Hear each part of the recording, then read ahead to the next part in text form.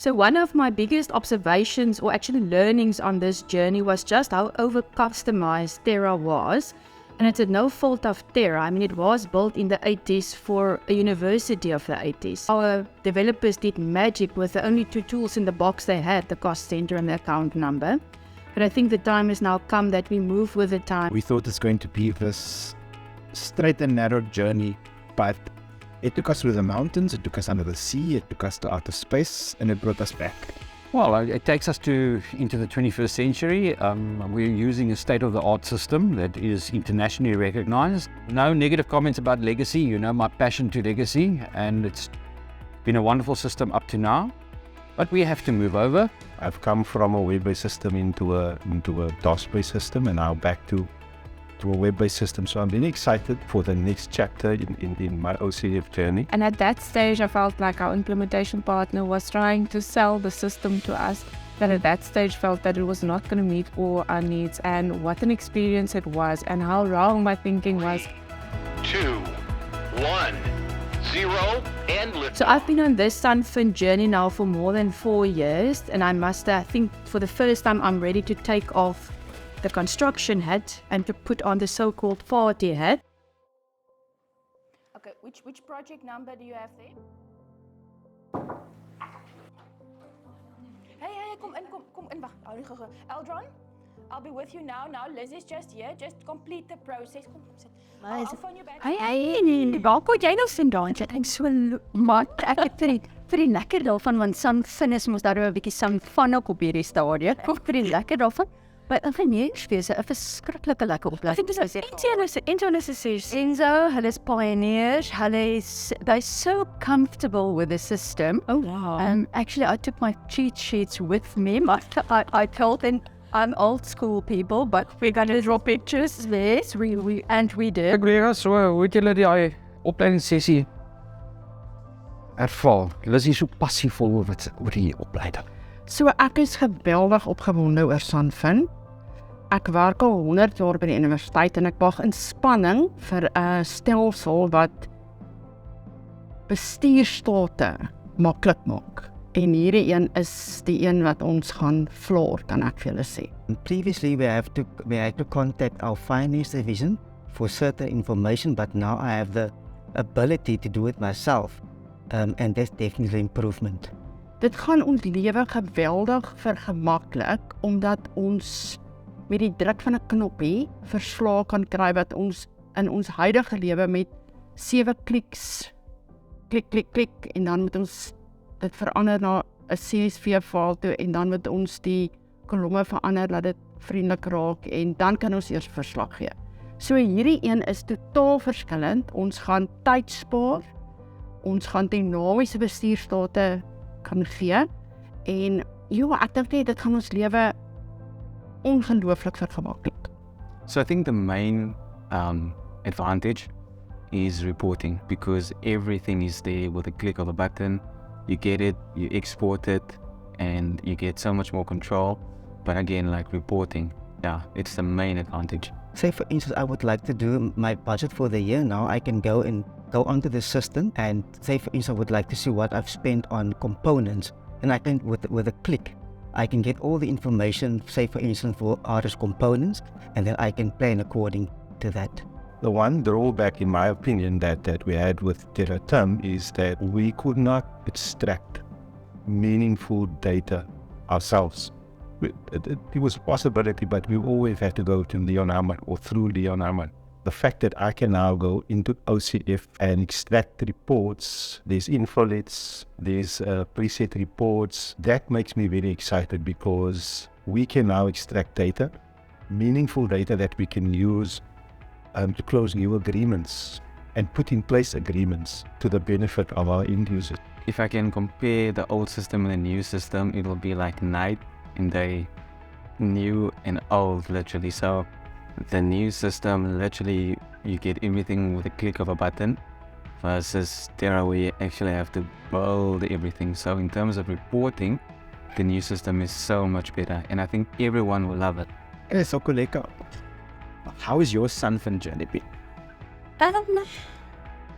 When I started here, I heard about the that there will be a new system. And I was like, oh, okay. Because the first time I opened Terra, I was like, what is this?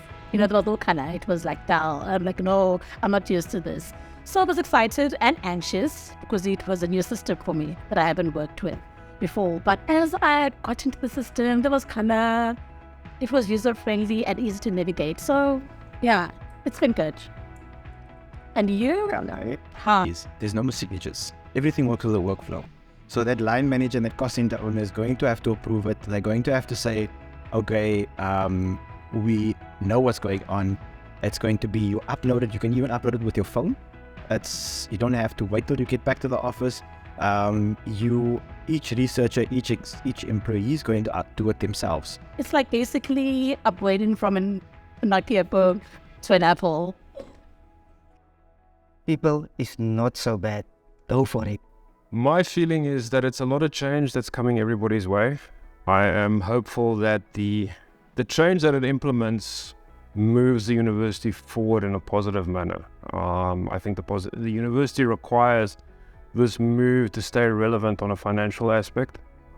So I think only good things can come from it if given the opportunity to flourish. And today I can truly say that I'm confident that we chose the best system for our institution. So change is not easy for Wongum to definitely at Kazini. You will have your doubts and your fears. But Masisha Teni with a positive mindset, yon calendar, and that it will work. And I think if she technically shawala everybody who's all phoned and at the end, Wongum dozoyaz in your system, SUNFin. So I'm a super user in the new projects and grants module, and one thing I'm very excited and passionate about is the new treatment of indirect costs within PNG. So currently our legacy system only accommodates 2 indirect cost rates, and some of you who have worked with third stream income know that most funders have various different rates. So within projects and grants, we are now able to accommodate multiple rates, and the system will automatically calculate that rate as specified. Projects and grants will also help us to better our reporting and also allow us to forecast for our third and first stream income, which is something that is lacking currently within the university. And in terms of the new features of projects and grants, is it very difficult to grasp? Is it something that they will understand? Initially, I thought it's going to be a bit of a jump, but I must say the people that work in a research environment or in a third stream funding environment and that understand the frustrations, what limitations actually of Terra, grasp the concepts very easily. And I thought that the whole thing of one cost center, multiple projects was going to be a brain freeze moment, but not that I experienced. Yeah.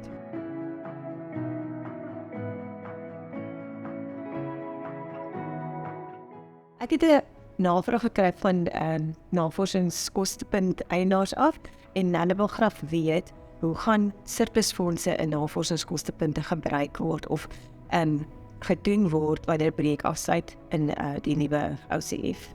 Ek sal voorstel ons skep van 'n OVED projek binne projects en grants. Ek sal ook voorstel dat die stuur vir ons 'n begroting en sê presies waarvoor hy surplusfondse wil aanwend. Ons kan die begroting so laai en spandering kan deur daai begrotings gedoen word. Baie dankie Ilse. And there is something called the Oracle Guided Learning. It basically takes you through wherever you need to go. If you create an expense, it guides you. Start here, this is your next step, this is your next step. So I think that's a very big win. Oracle Guided Learning is an intuitive learning tool that lives on top of OCF, and it places the end user in the reach of a video. If you want to see how a process works, you can activate a video. You can activate the step-by-step intuitive step guide, or you can make a printout of the process. It's as easy as that. The biggest question that most people ask is, how will I be supported post-implementation? Finance has always traditionally provided support on a one-on-one basis, FaceTime, whatever gets the job done in the fastest way possible. With a move on a digitalization aspect that the university has embarked on, we can't still move in those antiquated ways, but we won't be shifting across to a full-on service desk where you have to log a ticket for each request you may have, that will be phased in.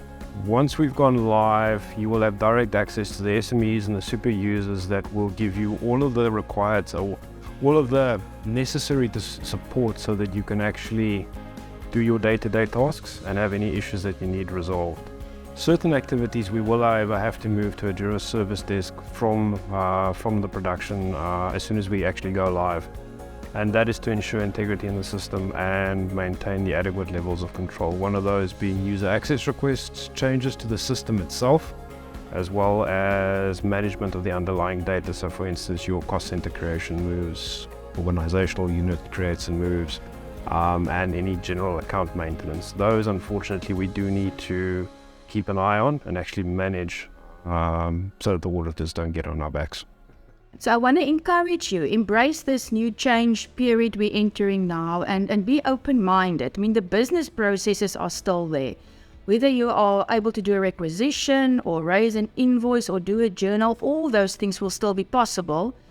The way how you get there might just be different. The fields you enter for a specific transaction, or you might not be able to do a journal for your specific transaction because there's a better way of doing it in OCF. For instance, in the old days, we had to do a lot of transfer journals. In essence, that was moving money in the New World budget from one place to another. And the same goes for reporting. The data is all there. Again, in the old days, we had the two building blocks. You can either look at cost centers or account numbers. So ask yourself, what data are you wanting to inquire? Is it maybe a budget question you're trying to ask, or an asset question? I always use the example of a FFP 184. A lot of you will know that one. You won't have an FFP 184. Again, in the old world, some colleagues use that report to see how many assets are on my cost center. I use it to look at how many budget I've got available, my available balance. The net might have used it to see how much was acquired against account 1015. Again, that's the challenge. Be open-minded. Ask yourself, what data are you looking for? It might be that the answer doesn't sit in the general ledger but somewhere else. But yeah, let's embrace this period of change, and we are very excited to come show you the rest of campus what we've built.